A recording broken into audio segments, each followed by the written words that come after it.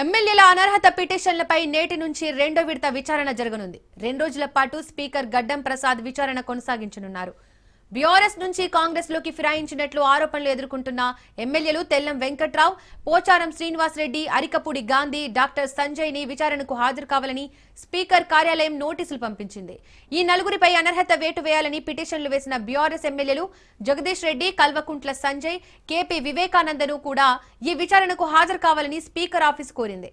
నేటి నుంచి 2 రోజుల పాటు ఈ విచారణ కొనసాగనున్న స్పీకర్ మళ్లీ ఈ నెల 12, 13 తేదీల్లో వీరిని క్రాస్ ఎగ్జామినేషన్ చేయనున్నారు.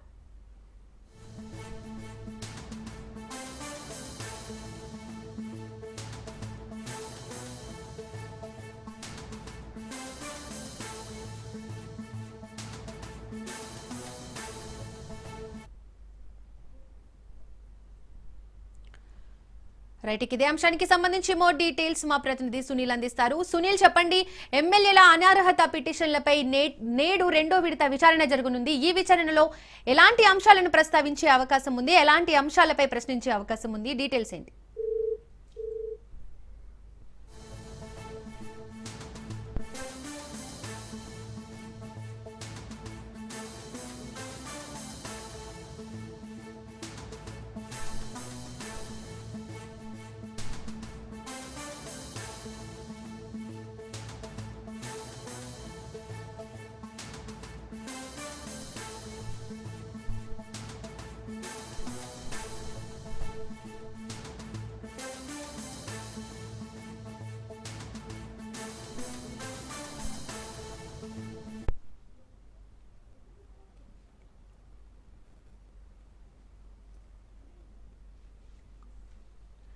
రైట్, ఇదే అంశానికి సంబంధించి మోర్ డీటెయిల్స్ మా ప్రతినిధి సునీల్ అందిస్తారు. సునీల్, చెప్పండి, ఎమ్మెల్యేల అనర్హత పిటిషన్లపై నేటి విచారణలో ఎలాంటి అంశాలపై ప్రస్తావించే అవకాశం ఉంది, ఎలాంటి అంశాలను పై ప్రశ్నించే అవకాశం ఉంది, డీటెయిల్స్ ఏంటి?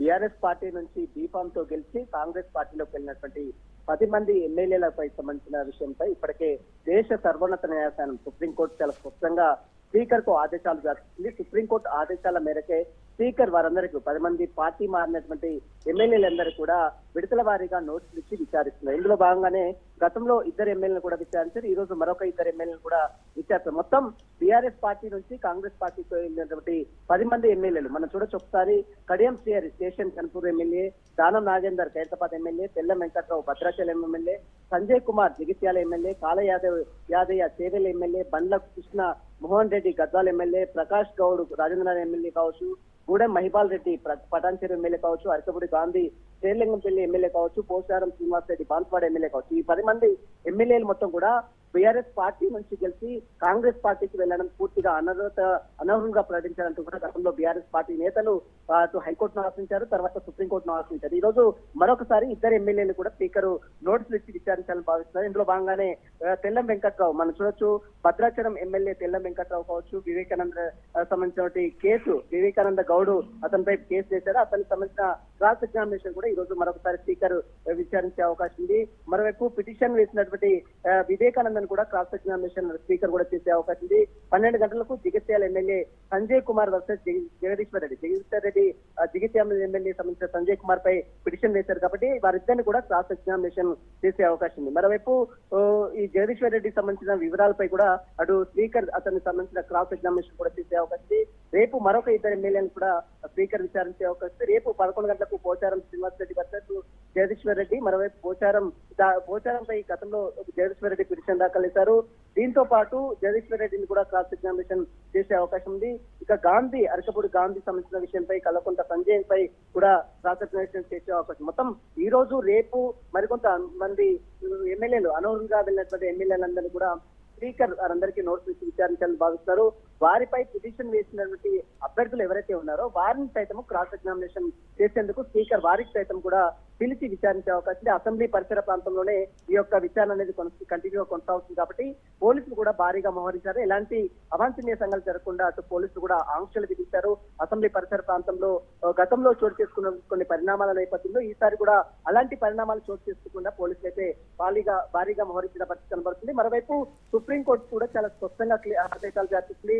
త్వరగా ఈ యొక్క అనర్హంగా సంబంధించిన పార్టీ మారినటువంటి ఎమ్మెల్యేలకు సంబంధించిన విషయాలపై కూడా స్పీకర్ త్వరగా నిర్ణయం తీసుకోవాలంటూ కూడా స్పీకర్ గతంలోనే ఆదేశాలు జారీ చేసింది. ఇందులో భాగంగానే స్పీకర్ గతంలో కూడా మరికొంత సమయం కావాలి, కేబినెట్ పిటిషన్ దాఖలు చేశారు. తమకు కూడా ఇప్పటికే బీఆర్ఎస్ నేతలు తమ ఆదేశాలు లేకుండా ఎక్కడ కూడా తమ యొక్క వివరాలు తమ యొక్క అభ్యర్థనను పరిలోకి తీసుకోకుండా ఎలాంటి ఆదేశాలు ఇవ్వద్దంటూ కూడా ఇప్పటికే బీఆర్ఎస్ నేతలు సుప్రీంకోర్టులో సైతం మరొకసారి కేబినెట్ పిటిషన్ కూడా దాఖలు చేసిన పరిస్థితి కనబడుతుంది. మరోవైపు ఈ రోజు గతంలోనే స్పీకర్ గడ్డం ప్రసాద్ సంబంధించిన అసెంబ్లీ స్పీకర్ కూడా గతంలో సుప్రీంకోర్టుకు మరికొంత గడువు కావాలి, ఎందుకంటే ఎమ్మెల్యేలకు సంబంధించిన వివరాలు ఇంకా తెలుసుకుంటున్నాం, కొంతమందిని విచారించాం, మరి కొంతమంది క్రాస్ ఎగ్జామినేషన్ చేస్తున్నాం కాబట్టి మరికొంత సమయం కావాలంటూ కూడా స్పీకర్ ఒక అఫిడవిట్ కూడా ఇప్పటికే సుప్రీంకోర్టులో దాఖలు చేశారు. కాబట్టి ఇందులో భాగంగానే సుప్రీంకోర్టు ఆదేశాలకు అనుగుణంగానే స్పీకర్ విడతల వారీగా పార్టీ మారినటువంటి ఎమ్మెల్యేలందరూ కూడా విడతల వారీగా నోటీసులు ఇచ్చి విచారిస్తున్న పరిస్థితి మాత్రం కనబడుతుంది. ఇందులో భాగంగానే ఈ రోజు ఇద్దరు ఎమ్మెల్యేలను కూడా స్పీకర్ విచారించి వారిపై పిటిషన్ వేసినటువంటి అభ్యర్థులపై కూడా క్రాస్ ఎగ్జామినేషన్ కూడా చేసే అవకాశం ఉంది. Right Sunil, thank you.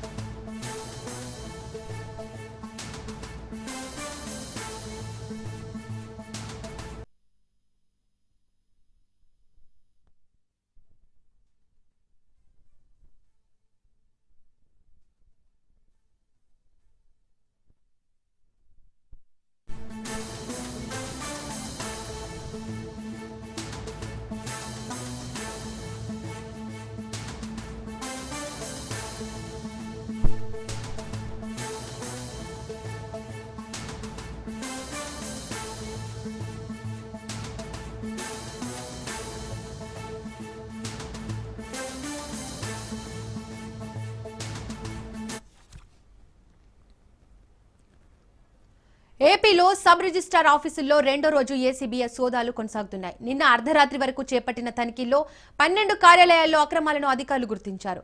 రాష్ట్ర వ్యాప్తంగా ఒకేసారి 120కి పైగా ప్రాంతాల్లో ఏసీబీ సోదాలు జరుపుతుండడం కలకలం రేపుతోంది. విశాఖ, అన్నమయ్య, కోనసీమ, ఏలూరుతో పాటు పలు జిల్లాల్లో ఏసీబీ దాడులు జరుపుతున్నారు. రిజిస్ట్రేషన్ పత్రాలు, రికార్డులు పరిశీలిస్తున్నారు అధికారులు. అనుమానాస్పద ఫైళ్లు స్వాధీనం చేసుకున్నారు అధికారులు. లంచం, అక్రమ రిజిస్ట్రేషన్లపై ఫిర్యాదులు రావడంతో సంబంధిత సిబ్బందిని ఏసీబీ అధికారులు ప్రశ్నిస్తున్నారు.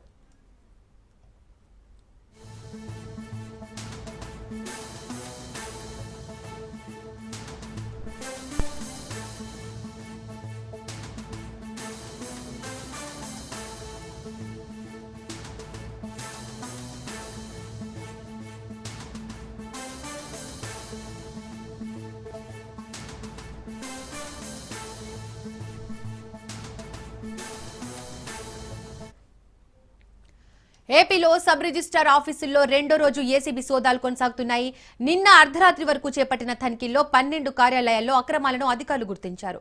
రాష్ట్ర వ్యాప్తంగా ఒకేసారి 120కి పైగా ప్రాంతాల్లో ఏసీబీ సోదాలు జరుపుతుండడం కలకలం రేపుతోంది. విశాఖ, అన్నమయ్య, కోనసీమ, ఏలూరుతో పాటు పలు జిల్లాల్లో ఏసీబీ దాడులు జరుపుతున్నారు. రిజిస్ట్రేషన్ పత్రాలు, రికార్డులు పరిశీలిస్తున్నారు అధికారులు. అనుమానాస్పద ఫైళ్లు స్వాధీనం చేసుకున్నారు అధికారులు. లంచం, అక్రమ రిజిస్ట్రేషన్లపై ఫిర్యాదులు రావడంతో సంబంధిత సిబ్బందిని ఏసీబీ అధికారులు ప్రశ్నిస్తున్నారు.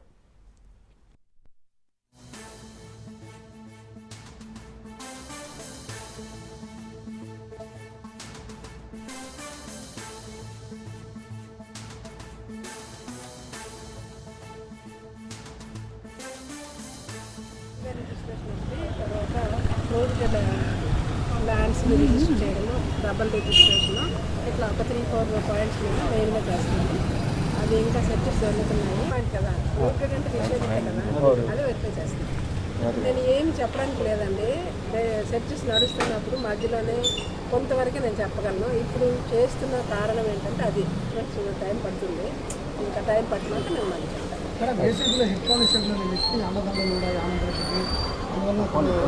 ఉంటే కదా చెప్పడానికి.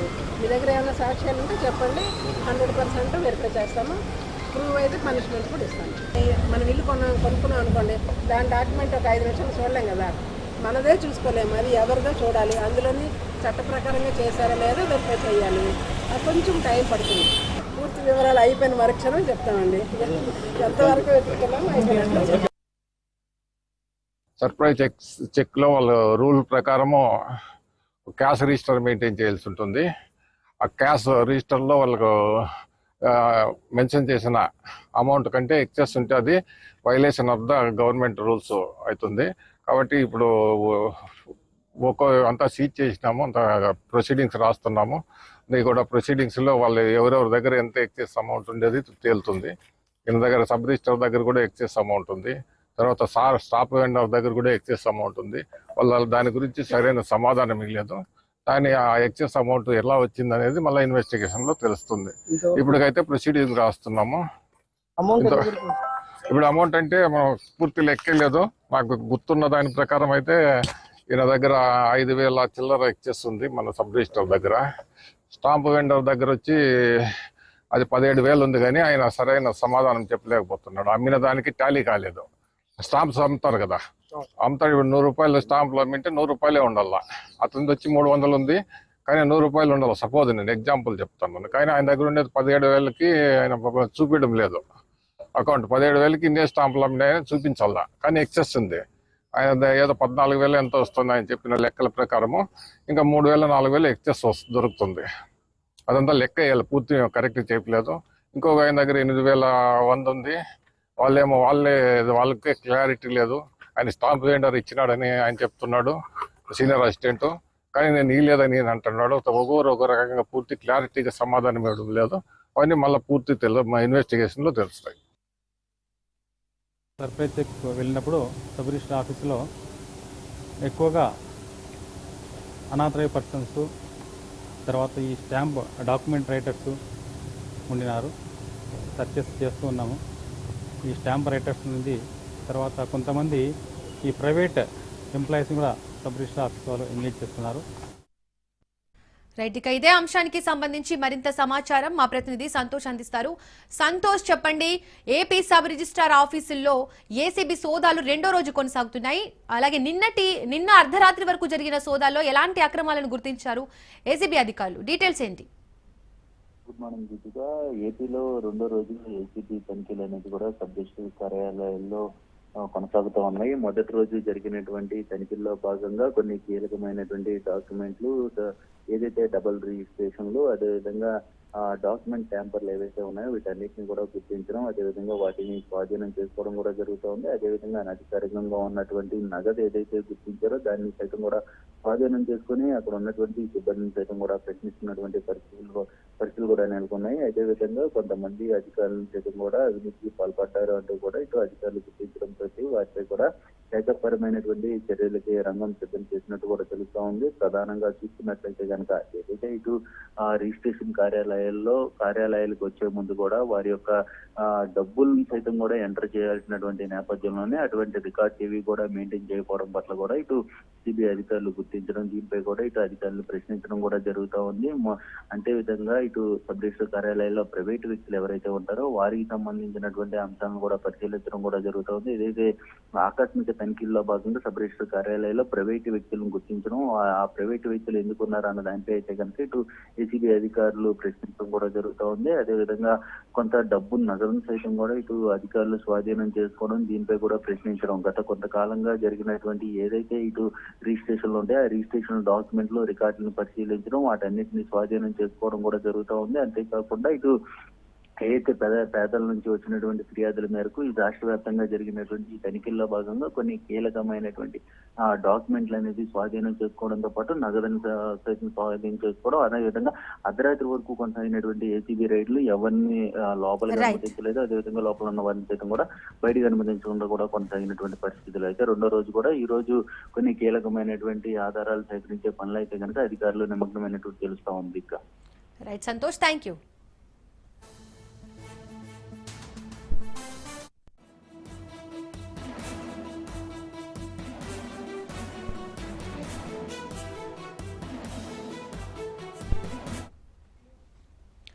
బీహార్ అసెంబ్లీ తొలి దశ ఎన్నికల పోలింగ్ కొనసాగుతోంది. 18 జిల్లాల్లోని 121 అసెంబ్లీ స్థానాలకు నేడు ఓటింగ్ జరుగుతోంది. సాయంత్రం 6 గంటల వరకు పోలింగ్ జరగనుంది. 3,75,00,000 మంది ఓటర్లు 1,314 మంది అభ్యర్థుల భవితవ్యాన్ని నిర్ణయించనున్నారు. తొలి విడత ఎన్నికలకు 45,341 పోలింగ్ స్టేషన్లు ఏర్పాటు చేశారు. పోలింగ్ కోసం 2.5 లక్షల మంది పోలీసులతో కట్టుదిట్టమైన భద్రత ఏర్పాట్లు చేశారు.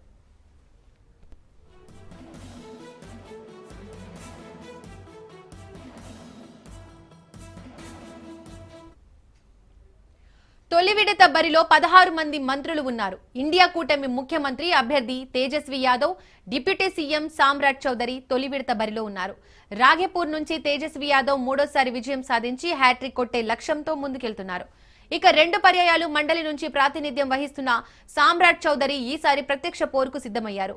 నితీష్ కుమార్ నేతృత్వంలోని ప్రభుత్వంలోని అనేక మంది మంత్రులకు కూడా ఈ ఎన్నికలు ముఖ్యమైనవే. గెలుపుపై అన్ని పార్టీలు ధీమాగా ఉన్నాయి. విజయం మాదే అంటే మాదే అని ఊదరగొడుతున్నాయి.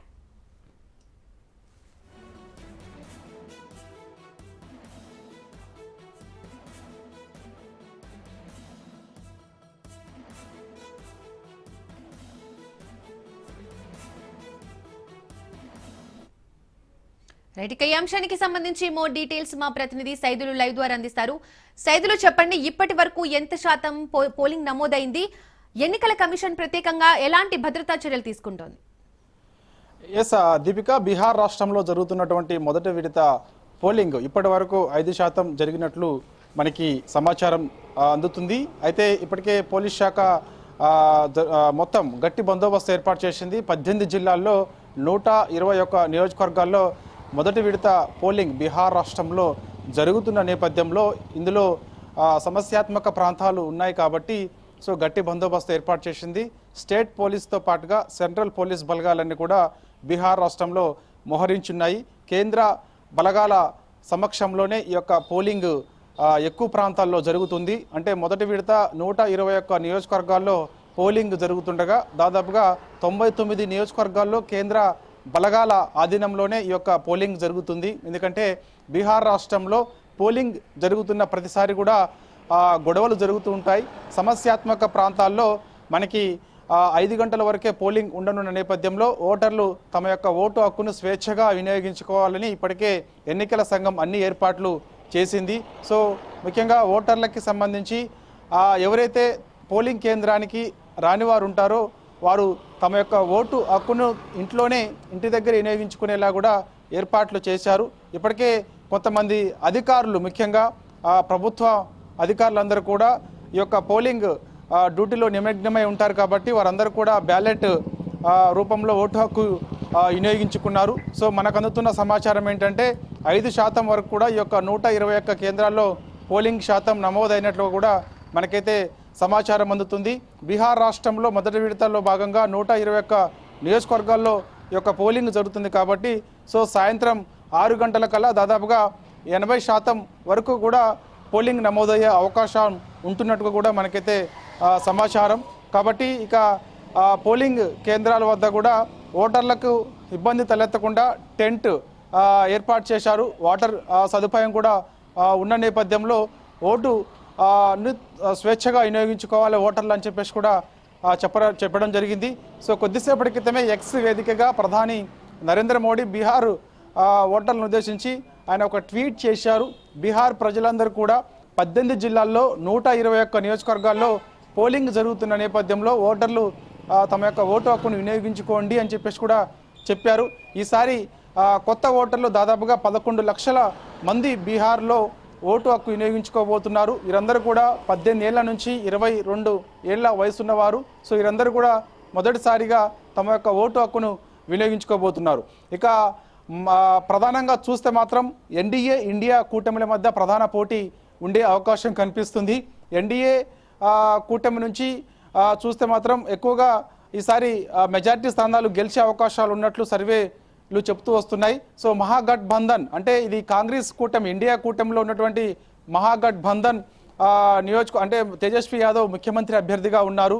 సో ఇక్కడ ఈ తేజస్వి యాదవ్ కూడా ఈసారి తన యొక్క 2 సార్లు హ్యాట్రిక్ అంటే 2 సార్లు పోటీ చేసినటువంటి నియోజకవర్గం చూస్తే మాత్రం రఘేపూర్ నియోజకవర్గం, రఘేపూర్ నుంచి తేజస్వి యాదవ్ పోటీ చేస్తున్నారు. ఈ యొక్క రఘేపూర్ నియోజకవర్గం బీహార్ రాష్ట్రంలో జరుగుతున్నటువంటి మొదటి విడత పోలింగ్లో భాగంగా రఘేపూర్ నియోజకవర్గం కూడా ఈరోజు పోలింగ్ జరుగుతుంది. అక్కడ దాదాపుగా 11% మంది యాదవులు ఉన్న నేపథ్యంలో 2 సార్లు తేజస్వి యాదవ్ అక్కడి నుంచే గెలిచారు. 1995లో కూడా తన తండ్రి లాలూ ప్రసాద్ యాదవ్ అక్కడి నుంచే గెలిచారు. తర్వాత తన తల్లి రబ్రీదేవి కూడా అక్కడి నుంచే గెలిచారు. ఇప్పుడు మరోసారి అక్కడి నుంచే తేజస్వి యాదవ్ పోటీ చేయబోతున్నారు. మహాగఠ్ బంధన్ ముఖ్యమంత్రి అభ్యర్థిగా తేజస్వి యాదవ్ ఉన్నారు. సో మొదటి నియోజకవర్గం కూడా రఘేపూర్ నియోజకవర్గం ఉంది కాబట్టి సో అక్కడ కూడా పోలింగ్ మనకు అందుతున్న సమాచారం ఏంటంటే 7% వరకు కూడా అయినట్లు కూడా మనకు సమాచారం అందుతుంది. ఇక మొదటి విడతలో బీజేపీ ఉప ముఖ్యమంత్రులుగా ఉన్నటువంటి 2 నియోజకవర్గాలు కూడా ఉన్నాయి. అందులో తారాపూర్ నుంచి సామ్రాట్ చౌదరి బీజేపీ రాష్ట్ర అధ్యక్షుడిగా ఉన్నారు. బీహార్ రాష్ట్ర బీజేపీ అధ్యక్షుడిగా సామ్రాట్ చౌదరి ఉన్నారు. తను తారాపూర్ నియోజకవర్గం నుంచి పోటీ చేస్తున్నారు. తారాపూర్ నియోజకవర్గం కూడా మొదటి విడత పోలింగ్ జరిగే నియోజకవర్గం. సో అక్కడ కూడా దాదాపుగా 6% పోలింగ్ జరిగినట్లు మనకి సమాచారం అందుతుంది. సో ఇక లక్కీసరాయ్ నియోజకవర్గం, ఇక్కడ కూడా బీజేపీ ఉప ముఖ్యమంత్రిగా ఉన్నటువంటి విజయ్ కుమార్ సిన్హా, సో ఈ నియోజకవర్గంలో కూడా దాదాపుగా 7% పోలింగ్ నమోదైనట్లు ప్రస్తుతం మనకు అందుతున్న సమాచారం. 7% వరకు కూడా అక్కడ కూడా పోలింగ్ అయినట్లు మనకు సమాచారం అందుతుంది. లక్కీసరాయ్ నియోజకవర్గం నుంచి కూడా విజయ్ కుమార్ సిన్హా పోటీ చేస్తున్నారు. వీరిద్దరు కూడా ఇప్పుడు ప్రస్తుతం బీహార్ రాష్ట్రంలో ఉప ముఖ్యమంత్రి అభ్యర్థులుగా ఉన్నారు. అంటే చూడొచ్చు, చాలా కీలకమైన నేతల నియోజకవర్గాలన్నీ కూడా ఈ యొక్క మొదటి విడత పోలింగ్లో ఉన్నటువంటి నియోజకవర్గాలే. ఒకటి తారాపూర్ నియోజకవర్గం, రెండవది లక్కీసరాయ్ నియోజకవర్గం, అదేవిధంగా మన తేజస్వి యాదవ్ పోటీ చేస్తున్నటువంటి మహాగఠ్ బంధన్ ముఖ్యమంత్రి అభ్యర్థి తేజస్వి యాదవ్ పోటీ చేస్తున్నటువంటి నియోజకవర్గం రఘేపూర్ నియోజకవర్గం. సో ఈ కీలకమైనటువంటి నియోజకవర్గాలన్నీ కూడా మొదటి విడతలో భాగంగా మొత్తం 121 నియోజకవర్గాలు 18 జిల్లాల్లో ప్రస్తుతం పోలింగ్ అయితే జరుగుతుంది. సో మొత్తం ఓవరాల్గా చూస్తే మాత్రం మనకు అందుతున్న సమాచారం ఏంటంటే 5% వరకు పోలింగ్ నమోదైనట్లు కూడా చెప్తున్నారు. సాయంత్రం కల్లా ఈసారి గతంతో పోలిస్తే ఈసారి ఎక్కువగా మనకి పోలింగ్ నమోదయ్యే అవకాశం ఉన్నట్లు చెప్తున్నారు. ఇక ఇప్పటికే వీవీఎంలకు సంబంధించి కట్టుదిట్టమైన భద్రతా ఏర్పాట్లు చేశారు. సో స్ట్రాంగ్ రూమ్ల వద్ద కేంద్ర బలగాల ఆధీనంలో ఇప్పటికే ఉన్నాయి. ఈ యొక్క సాయంత్రం 6 గంటలకు పోలింగ్ పూర్తయిన తర్వాత ఆ యొక్క వీవీఎంలను స్ట్రాంగ్ రూములకి తరలించే సమయంలో కూడా కేంద్ర బలగాల ఆధీనంలో ఈ యొక్క వీవీఎంలు తరలిస్తారు. సో స్ట్రాంగ్ రూముల వద్ద కట్టుదిట్టమైన భద్రత కూడా ఏర్పాటు చేస్తారు. ఎందుకంటే నవంబర్ 14న మనకి ఈ యొక్క కౌంటింగ్ ఉంటుంది కాబట్టి సో అప్పటి వరకు కూడా ఈ యొక్క స్ట్రాంగ్ రూముల వద్ద కట్టుదిట్టమైన భద్రత ఏర్పాటు చేస్తారు. 144 సెక్షన్ అమల్లో ఉంటుంది. ఎవరు కూడా అక్కడికి రాకుండా అవాంఛనీయ ఘటనలో చోటు చేసుకోకుండా ఉండేందుకు అన్నీ కూడా ఏర్పాటు చేశారు. ఇక ఎవరైతే ఆ యొక్క ఓటు హక్కు ప్రజలు బీహార్ రాష్ట్రంలో జరుగుతున్నటువంటి మొదటి విడత పోలింగ్లో భాగంగా ఓటర్లు తమ యొక్క ఓటు హక్కును స్వేచ్ఛగా వినియోగించుకోవడంతో పాటుగా సో అభ్యర్థి ఫోటో తొలిసారి ఎన్నికల సంఘం బీహార్ రాష్ట్రం నుంచే కొన్ని మార్పులు చేర్పులు చేసింది. సో ఇక అభ్యర్థి ఫోటో కలర్ ఫోటో కూడా వీవీఎం పక్కన, అంటే మనకి ఎక్కడైతే మనం ఒక అభ్యర్థికి ఓటేస్తామో ఆ ఓటు దగ్గర ఒక ఫోటో కూడా అభ్యర్థి యొక్క ఫోటో కలర్ ఫోటో కూడా ఈ తొలిసారి ముద్రించి ఉన్నది. సో అటు ఓటర్లు అందరూ కూడా చాలా క్లారిటీగా, అంటే ఎవరు ఏ అభ్యర్థికి ఓటేస్తున్నాం మనం అనేది కూడా చూసుకొని ఓటేసే విధంగా కూడా ఈసారి ఎన్నికల సంఘం ఏర్పాటు చేసింది. సో ఇక తమ యొక్క స్లిప్ కూడా, ఓటర్ స్లిప్ కూడా వెంటనే కూడా మనకి వచ్చేలా కూడా ఏర్పాట్లు చేసింది. అభ్యర్థి ఏ అభ్యర్థికి ఓటేశారు, ఏ గుర్తుకు ఓటేశారు అనేది కూడా మనకి ఆ స్లిప్లో ఉంటుంది కాబట్టి ఆ స్లిప్ ఈజీగా కనిపిస్తుంది. సో మనం వేసిన ఓటు అభ్యర్థికి సరైనగానే అయిందా, సరైన అభ్యర్థిగా మనం ఓటేసామా లేకపోతే వేరే వాళ్ళకి ఏమైనా ఓటేసామనేది కూడా చాలా స్పష్టంగా అక్కడ కనిపిస్తూ ఉంటుంది.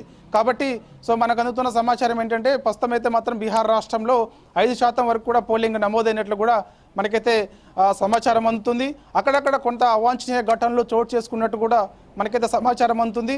సో వెంటనే స్టేట్ పోలీస్ బలగాలు కేంద్ర బలగాలు ఆధీనంలో పోలింగ్ జరుగుతుంది కాబట్టి చెదురుముదురు ఘటనలు, ముఖ్యంగా కొన్ని చోట్ల పోలింగ్ స్టార్ట్ అయిన కొద్దిసేపటికే అక్కడక్కడ కొన్ని సమస్యాత్మక ప్రాంతాలలో చెదురుముదురు ఘటనలు చోటు చేసుకున్నట్టు కూడా మనకైతే సమాచారం అందుతుంది. వాళ్ళందరినీ కూడా అక్కడ నుంచి పంపించే ప్రయత్నం చేస్తున్నారు. ముఖ్యంగా పోలింగ్ కేంద్రాల వద్ద దాదాపుగా 100 మీటర్ల వరకు కూడా ఎవరిని రానివ్వకుండా ఓన్లీ ఓటరు తమ యొక్క ఓటర్ ఐడి కార్డుని మాత్రమే తీసుకొని లోపలికి పంపిస్తున్నారు. సో 100 మీటర్ల అవతలనే ఈ యొక్క ఎవరైతే ప్రచారం నిర్వహిస్తుంటారో ఇప్పుడు కూడా తమ అభ్యర్థికి ఓటేయండి అని చెప్పేసి చెప్తుంటారు కాబట్టి సో వారందరూ కూడా 100 మీటర్ల దూరంలోనే ఉండాల్సిన అవసరం ఉంటుంది. అక్కడ ఏమైనా ఇబ్బందులు తలెత్తితే అక్కడి నుంచి కూడా వారందరినీ కూడా పంపించే ప్రయత్నం చేస్తారు. సో ప్రస్తుతం అయితే పోలింగ్ సరళి సజావుగా జరుగుతున్నప్పటికీ కూడా అక్కడక్కడ కొంత చెదురుమెదురు ఘటనలు చోటు చేసుకుంటున్నట్లు కూడా మనకైతే సమాచారం అందుతుంది. ప్రధానంగా ఎన్డీఏ కూటమిల మధ్య ప్రధాన పోటీ ఉండే అవకాశం అయితే చాలా స్పష్టంగా కనిపిస్తుంది. సర్వేలు మాత్రం ఎన్డీఏ కూటమి అభ్యర్థులు ఎక్కువగా ఈసారి గెలిచే అవకాశం ఉంటుంది. బీజేపీ కూడా ఈసారి బలపడే అవకాశం ఉంటుంది. బీజేపీ అత్యధిక స్థానాల్లో ఈసారి బీహార్లో గెలవబోతుందని చెప్పేసి కూడా వార్తలు వస్తున్నాయి. Right Saidulu, thank you.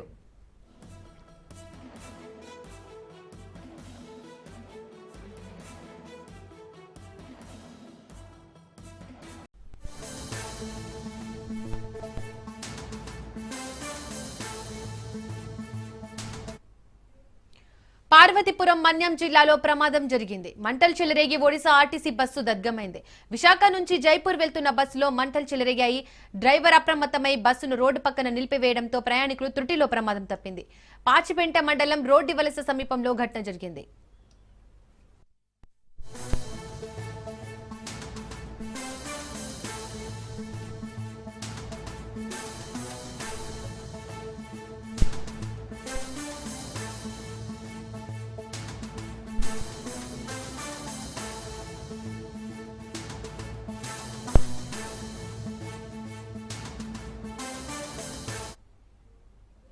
Parvathipuram Manyam జిల్లాలో ప్రమాదం జరిగింది. మంటలు చెలరేగి ఒడిశా ఆర్టీసీ బస్సు దగ్ధమైంది.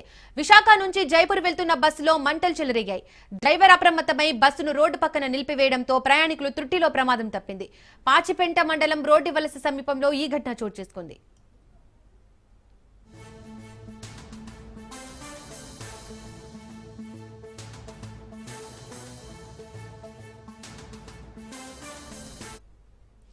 రైట్, ఇక ఈ ఘటనకు సంబంధించి మోర్ డీటెయిల్స్ మా ప్రతినిధి నందకుమార్ అందిస్తారు. నందకుమార్, బస్సులో మంటలు చెలరేగడానికి కారణాలేంటి? ప్రయాణికులందరూ క్షేమమేనా? Thank you Deepika. ఏదైతే ఒరిస్సాకి సంబంధించిన ఆర్టీసీ బస్సులోనైతే మంటలు చెలరేగినట్టుగా మనకి ఇప్పటికే సమాచారం అయితే అందుతుంది. ముఖ్యంగా పార్వతీపురం మన్యం జిల్లా దగ్గర ఈ యొక్క ఆంధ్రాకి ఒరిస్సాకి ఘాట్ రోడ్ లో ప్రయాణం చేస్తున్న ఈ బస్సులో ఒక్కసారిగా మంటలు రావడంతో ప్రయాణికులందరూ కూడా తీవ్ర భయాందోళనకి గురై వెంటనే బస్సుని అప్రమత్తం చేసి డ్రైవర్ వెంటనే సైడ్ కి ఆపిన నేపథ్యంలో మొత్తం అందులోనున్న ప్రయాణికులందరూ కూడా వివిధ మార్గాలు అంటే కిటికీల వైపు నుండి అలాగే మెయిన్ ఎంట్రన్స్ డోర్ నుండి కూడా దిగిపోయి బయటికి వెళ్ళిపోయారు. అయితే ఎటువంటి ప్రాణ నష్టం కూడా జరగలేదనేది మనకు ప్రాథమికంగా తెలుస్తున్న సమాచారం. అయితే భక్తులకి ఎవరైతే ప్రయాణికులకి సంబంధించిన ఈ యొక్క కొన్ని వస్తువులు అయితే బస్సులో ఉండిపోవడం వల్ల ఆస్తి నష్టమే మేర జరిగినట్టుగా మనకి తెలుస్తుంది. ముఖ్యంగా ఇది ఏదైతే పాచిపెంట మండలం రోడ్డవలస దగ్గర ఈ యొక్క ప్రమాదం అయితే జరిగింది. ముఖ్యంగా ఉదయం 7:45 మధ్యలోని ఈ యొక్క ఒక్కసారిగా బస్సులోంచి మంటలు రావడంతో ప్రయాణికులందరూ కూడా ఒక్కసారిగా తమ ప్రాణాలను కాపాడుకునే దిశగా బయటకు దూకివేశారు. అయితే పెను ప్రమాదం నుంచి మొత్తం ప్రయాణికులందరూ కూడా బయటపడ్డారనే చెప్పాలి. ఎందుకంటే ఇటు రాష్ట్రంలోని వివిధ ప్రాంతాల్లో కూడా ఈ ఆర్టీసీ బస్సులకి సంబంధించి జరుగుతున్న వరుస ప్రమాదాలతోటి మొత్తం ప్రజానీకం అంతా కూడా తీవ్ర భయాందోళనకు గురవుతున్న నేపథ్యంలో ఇదొక సంఘటనగా కూడా చెప్పుకోవచ్చు. అయితే ఇది విశాఖపట్నం నుండి జైపూర్, ఏదైతే ఒరిస్సాకు సంబంధించిన జైపూర్ వెళ్తున్న బస్సులోనే ఇటువంటి ఘటన జరగడం వెంటనే అక్కడ పార్వతీపురం మన్యం జిల్లాకి సంబంధించిన ఏదైతే అగ్నిమాపక శాఖకు సంబంధించిన అధికారులు సిబ్బంది వెంటనే సంఘటనా స్థలానికి చేరుకొని ఈ యొక్క బస్సులోని మంటలను అదుపు చేసే ప్రక్రియలోనైతే నిమగ్నై ఉన్నారు. ఇప్పుడు ప్రస్తుతానికి అక్కడ ఉన్న పరిస్థితి ప్రకారం మొత్తం ఈ యొక్క మంటలన్నీ కూడా అదుపులోనే ఉన్నట్టుగా తెలిసి అయితే ఆర్టీసీ అధికారులు వేరే ఒక వెహికల్ ఏర్పాటు చేసి వీళ్ళని గమ్యస్థానాలకి పంపించే దిశగా ఇప్పటికే ప్రయత్నాలన్నీ కూడా చేస్తున్నారు. ఇటు ఏపీఎస్ఆర్టీసీకి అలాగే ఒరిస్సాకు సంబంధించిన ఆర్టీసీ అధికారులు కూడా ఇప్పటికే మాట్లాడుకొని ప్రయాణికులు తమ స్వస్థలాలకు దింపే దిశగా ప్రయత్నాలు అయితే సాగిస్తున్నారు. Deepika. Right Nanda, thank you.